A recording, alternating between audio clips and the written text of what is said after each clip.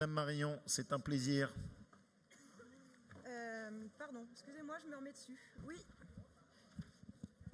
Oui, Monsieur le Président, nous voulons réaffirmer avec cet amendement notre souhait de revenir à une vraie culture identitaire, enracinée, et de sortir de cette pluie d'objets culturels qui relèvent du domaine de la distraction et de l'entretien du clientélisme électoral et idéologique.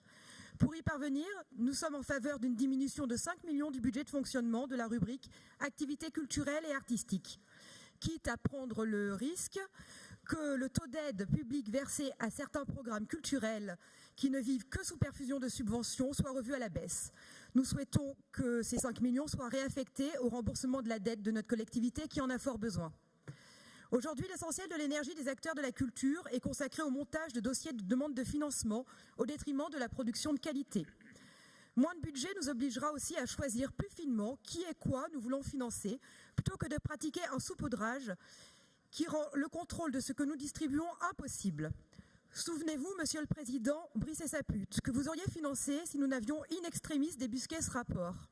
Souvenez-vous de l'exposition à caractère pédophile à l'aube des rigueurs molles présentée dans une galerie associative que nous finançons, les Céphalopodes à Saint-Étienne.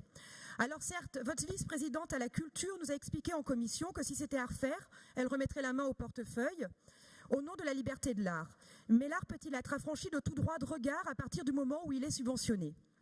Évidemment, Monsieur le Président, personne n'est obligé de se rendre aux manifestations que je viens d'évoquer. En revanche, chaque Auvergnat-Rhône-Alpin est obligé de les payer. À ce titre, n'avons-nous pas un devoir de contrôle envers lui qui est de facto un des commanditaires par notre intermédiaire ? Depuis quelques semaines, la France bouge, Monsieur le Président. Au-delà des légitimes revendications liées au pouvoir d'achat, ne faut-il pas entendre aussi le cri de désespoir de ceux qui ne sont rien parce qu'on les a dépossédés de tout ? En matière culturelle, et si cette France des dépossédés en avait assez des programmations festivalières locales qui promeuvent les cultures du monde plutôt que celles de leur terroir ? Si cette France des dépossédés en avait assez que tant de subventions soient versées aux associations issues des quartiers politiques de la ville au détriment de leur identité ? Et si cette France des dépossédés en avait assez d'apprendre que leur argent finance des manifestations communautaristes, comme le festival Écran Mixte qui fait la promotion de la culture LGBTI ?